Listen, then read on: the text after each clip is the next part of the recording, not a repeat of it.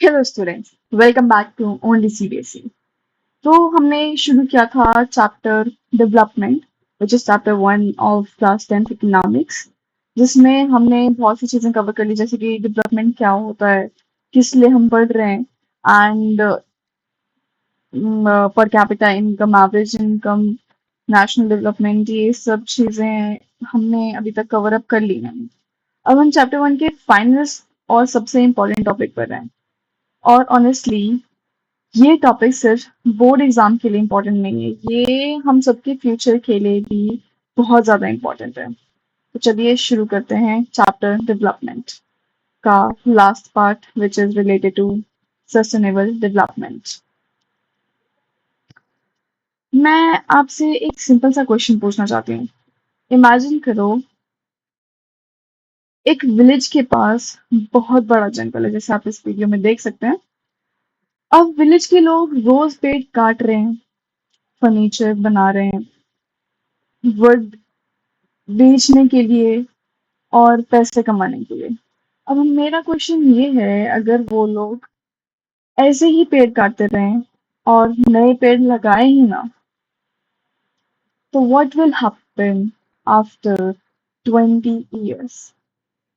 इस बारे में थोड़ा सोचिए, इस बारे में सोच के मुझे बताइए कमेंट सेक्शन में टाइप करके कि क्या होगा अगर सिर्फ पेड़ काटते ही रहेंगे और नए पेड़ उगाएंगे ही नहीं।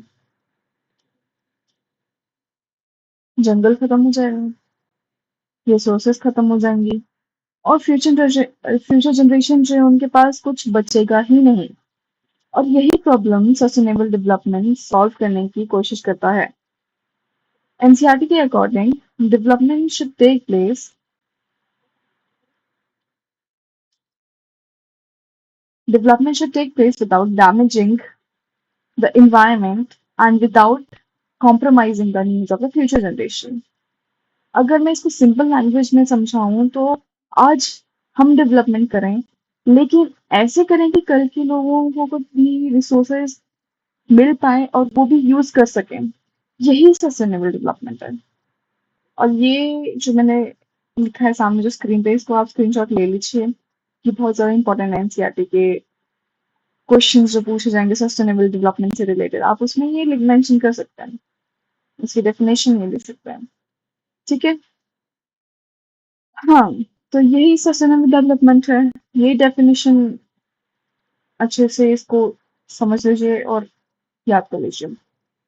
अब सोचो, अगर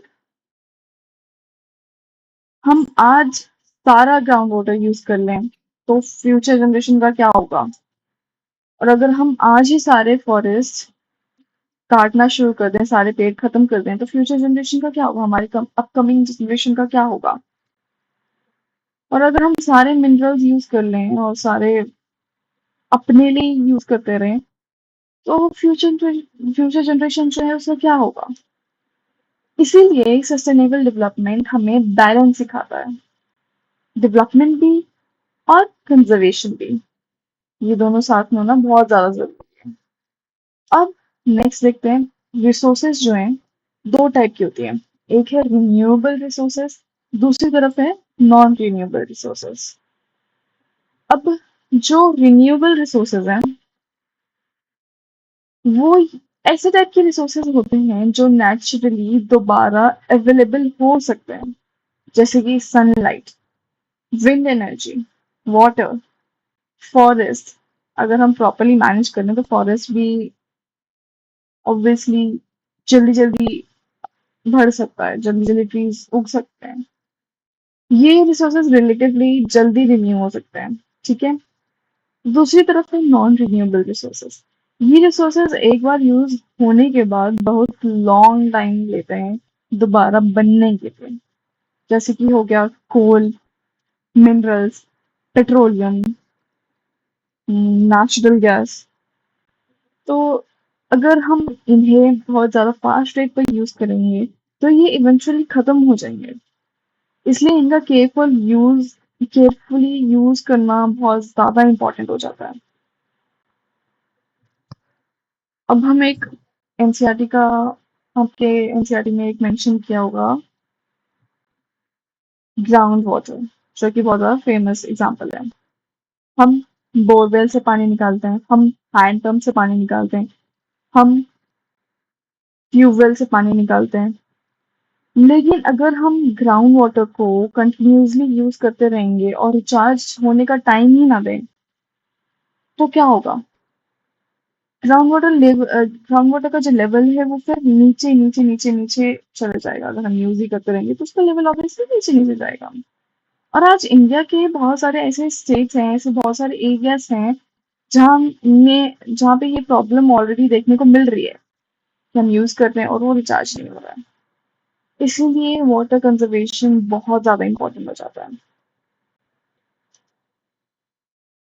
अब आप इस ऑफिशियल इंडियन गवर्नमेंट के मैप को ध्यान से देखो।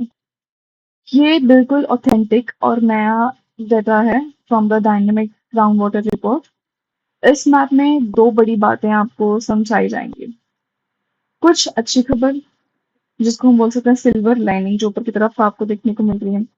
पूरे देश के लेवल पर देखोगे तो रेन वाटर हार्वेस्टिंग और नए तालाब तालाब पॉन्ड्स वगैरह बनने, अगर हम बनाएं इन सबको, तो इनसे ग्राउंड वाटर थोड़ा रिचार्ज हुआ है। और इंडिया के 73% एरियाज अब सेफ कैटेगरी में। सेकंड, लेकिन अब असल चिंता क्या है? The reality check, I will say. इस मैप में जो ओवर एक्सप्लॉइटेड स्पॉट्स हैं, उन्हें ध्यान से देखो। ये बिल्कुल वही एरियाज हैं जो एनसीईआरटी बुक में बताए जाते हैं, जैसे कि पंजाब, हरियाणा, राजस्थान, दिल्ली और south India and Tamil Nadu and Karnataka. South India में ये दो पार्ट्स हैं जहाँ पे थोड़ा सा दिक्कत है। और ऐसा क्यों हो रहा है? क्योंकि इन एरियाज में राइस और शुगर केन जैसी वाटर इंटेंसिव क्रॉप्स, जो बहुत ज्यादा पानी यूज करते हैं, वैसे टाइप की क्रॉप्स उगाई जा रही हैं। साथ ही फार्मिंग के लिए सस्ती या फ्री बिजली मिलती है, जिससे ट्यूबवेल्स से दिन रात जमीन से पानी निकाला जाता है। अब इससे हमें क्या सीखने को मिलता है? अगर हम इसी रफ्तार से पानी निकालते रहें तो ग्राउंड रिजर्व्स हमेशा के लिए खत्म हो जाएंगे। सस्टेनेबल डेवलपमेंट का मतलब ही यही है कि हम रिसोर्सेस को ऐसे यूज करें कि आज हमारा काम भी चल जाए और हमारी आने वाली जनरेशन, जो कि हमारी फ्यूचर जनरेशन है, उनको भी प्यासा ना रहना ना पड़े। ठीक है। अब मैं कलर के हिसाब से इस मैप में अगर आपको समझाऊं, तो जो डार्क ओवर एक्सप्लॉइटेड जोन्स हैं, ठीक है, डार्क डार्क से जो ऊपर की तरफ आपको दिख रहे हैं रेड कलर में, जहां से मोर देन 100% एक्सट्रैक्शन, मतलब बहुत ज्यादा पानी निकाला जा रहा है और उसको रिचार्ज नहीं किया जा रहा। ठीक है, पंजाब, हरियाणा, दिल्ली। और किस लिए? Intense irrigation. किस लिए? ग्रीन रेवोल्यूशन जो है वहाँ पे वो वाले क्रॉप्स उगाए जाते हैं, तो उनको पानी बहुत ज्यादा लगता है। आपने राइस की खेती बाड़ी अगर देखी हो, उसमें कितना ज्यादा पानी स्टेबल रखना पड़ता है और बार बार यूज करना पड़ता है वहाँ पे। Then semi critical and critical zones जो है, ऐसे जोन्स हैं जो अ, जहाँ पे ड्राई ड्राई एरिया होने वाला, वहाँ पे पानी की बहुत ज्यादा कमी होने वाली है। ये पेनिनसुला हार्ड रॉक बेल्ट्स हैं, जिसमें कर्नाटका, तमिलनाडु यूज आप कवर अप कर सकते हैं। ठीक है।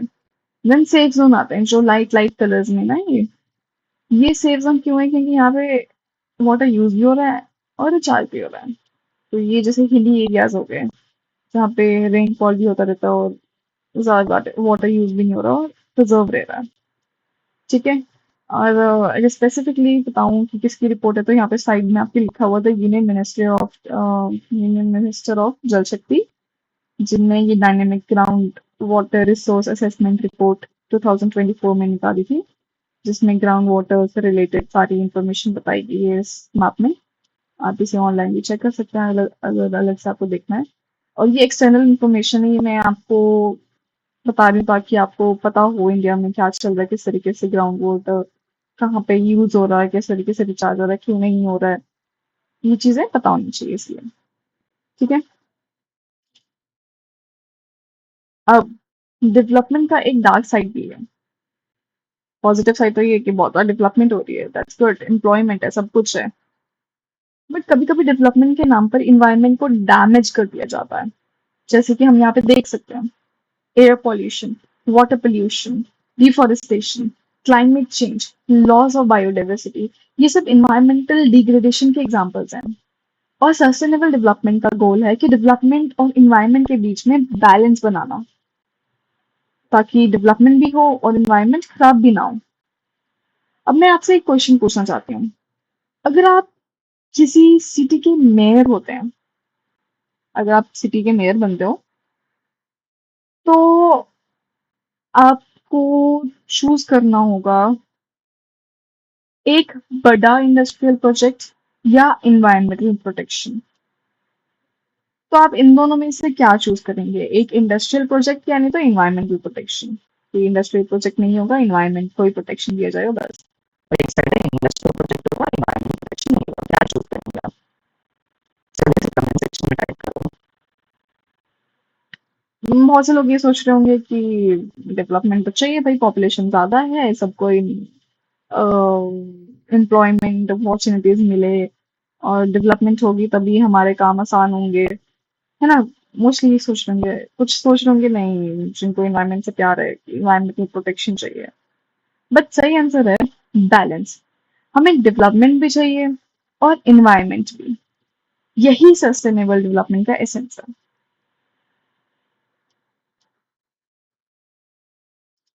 अब हम देखें, ये देखो, ये सस्टेनेबल डेवलपमेंट आपका टॉपिक ऑलमोस्ट खत्म हो चुका है। हमने अभी तक कवर अप क्या क्या किया, जैसे कि पब्लिक फैसिलिटीज जो लास्ट टाइम मैंने आपको पढ़ाई थी, ह्यूमन डेवलपमेंट, और क्या चीजें हमने कवर अप की थी, different developmental goals, different people have different goals, income and other goals, national development, average income.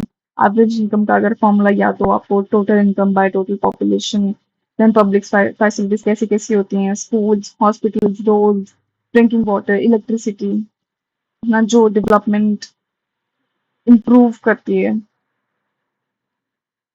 और ह्यूमन डेवलपमेंट, HEI अगर आपको याद हो, हेल्थ, एजुकेशन एंड इनकम, जो कि बहुत ज़्यादा इंपॉर्टेंट है ये तीनों। और लास्टली हमने सस्टेनेबल डेवलपमेंट आज कवर अप किया। और ये सामने आपके स्क्रीन पे जो है कुछ क्वेश्चंस हैं जो एनसीईआरटी में पूछे जाते हैं। आई मीन सीबीएसई पूछती है ये आपको क्वेश्चन बोर्ड एग्जाम्स में, इस चैप्टर से रिलेटेड जो प्रीवियस क्वेश्चन मैंने कुछ एक्सट्रैक्ट करके यहाँ पे आपके सामने प्रस्तुत किए हैं। तो आप इसे स्क्रीनशॉट ले सकते हैं और इसके आंसर्स आप खुद से ढूंढें, खुद से सोचें क्या हो सकता है और इसको सॉल्व करने की कोशिश करें।